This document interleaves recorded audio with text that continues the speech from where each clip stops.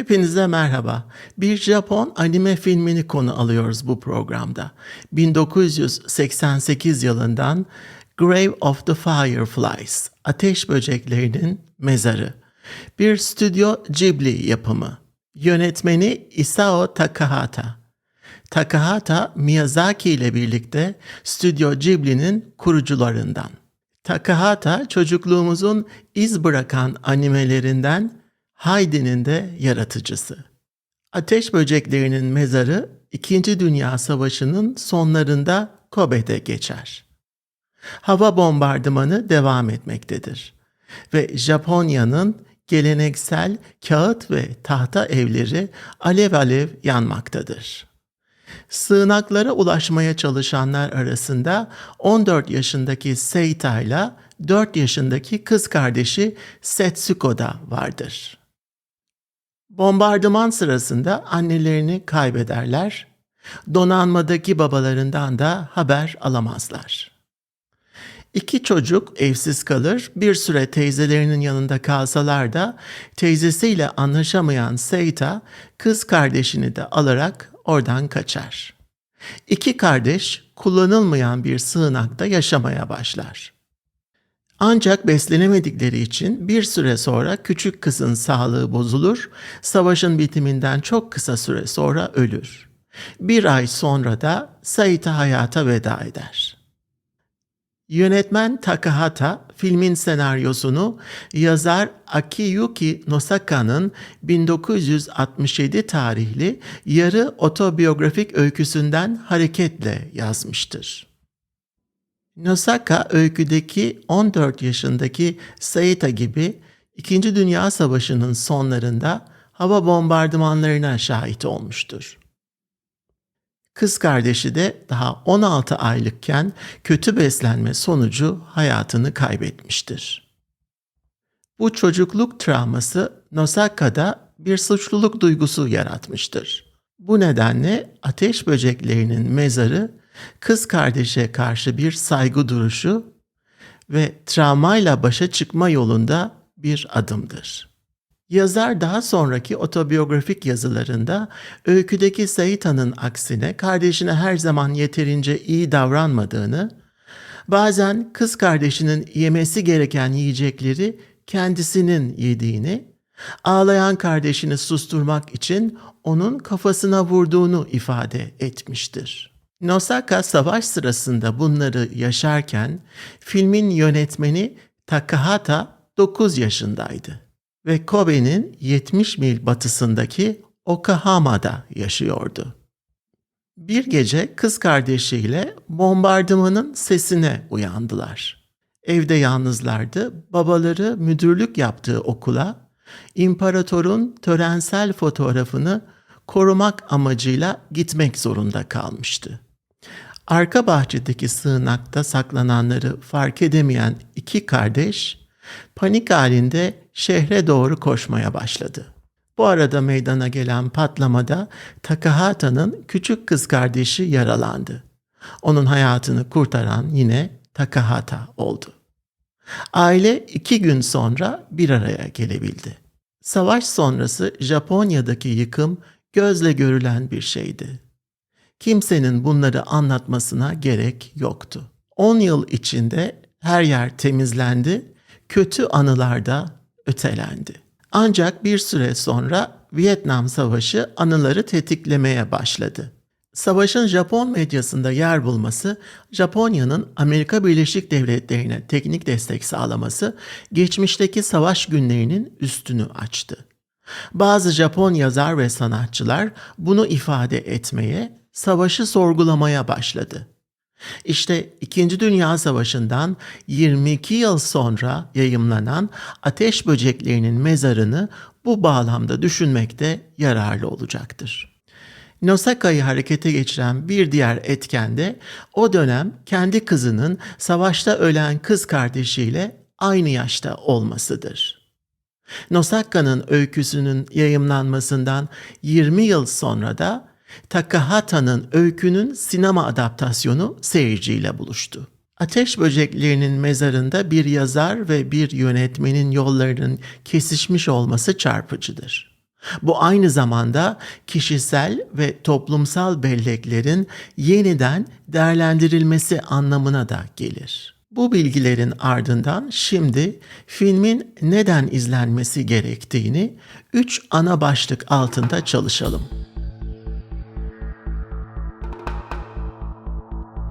Öncelikle savaşı konu alan bir film olarak Ateş Böceklerinin Mezarı. Film eleştirmeni ve tarihçisi Roger Ebert, Ateş Böceklerinin Mezarı'nı en büyük savaş filmlerinden biri olarak tanımlar ve şöyle yazar. Animasyon filmler hep çocuklar ve aileler için çizgi filmler olarak tanımlanmıştır. Bu filmler güvenli sınırlar içinde kalmış, izleyenleri ağlatmış ama onları kederlendirmemiştir. Ancak Ateş Böceklerinin Mezarı öylesine güçlü duygusal etkiler yaratan bir filmdir ki animasyonun ne olduğunu yeniden düşünmeyi gerekli kılar. Ateş Böceklerinin Mezarı alışageldiğimiz savaş filmlerinden farklıdır. Aksiyonu, kahramanlıkları öne çıkarmaz. Bunun yerine savaşın siviller üzerindeki etkisini anlatır. Dikkatleri insani kayıplara, sivillerin yaşadıklarına çevirir.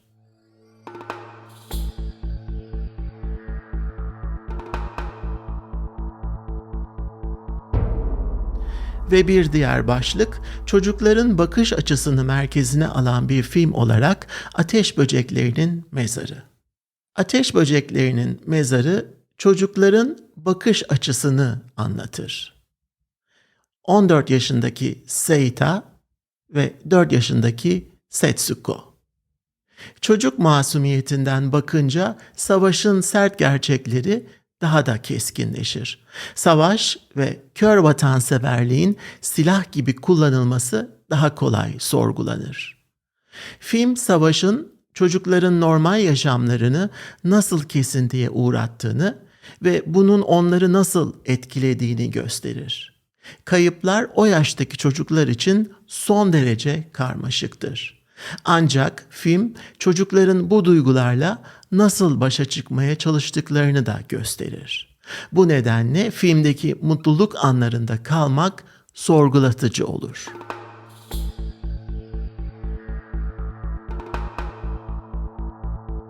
Güçlü bir anlatı yaratan bir film olarak Ateş Böceklerinin Mezarı.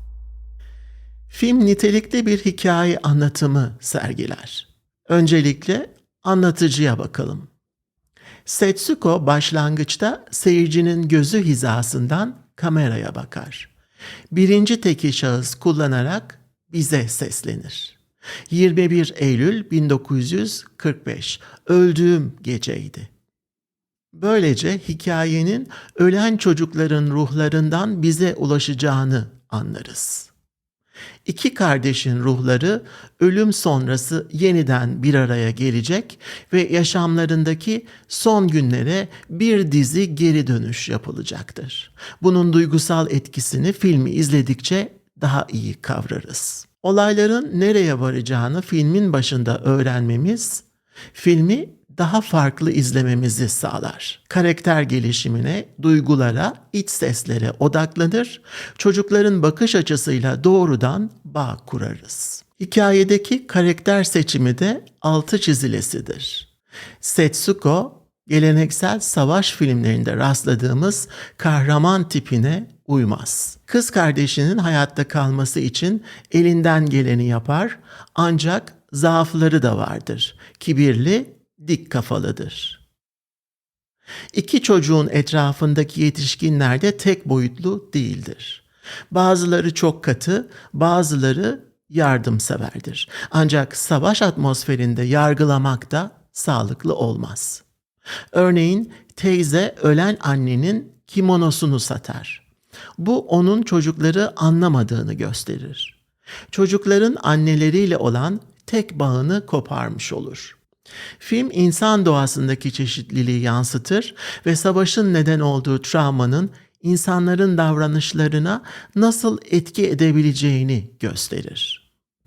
Hikayedeki metafor kullanımı da çarpıcıdır. Hiç kuşkusuz öne çıkan metafor ateş böcekleridir.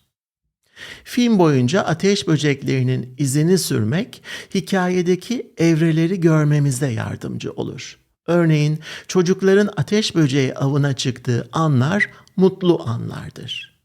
Ateş böceği bir tür ışık kaynağıdır. Seita ve Setsuko zorluklarla dolu bir dönemde yaşarken ve çevreleri karanlıkken ateş böceği metaforu umudu ve aydınlığı temsil eder. Buna karşın ateş böcekleri uzaktan bakıldıklarında ateş yağdıran savaş uçaklarından farksızlardır. Bir defasında Setsuko istemeden bir ateş böceğini ezer ve çok üzülür.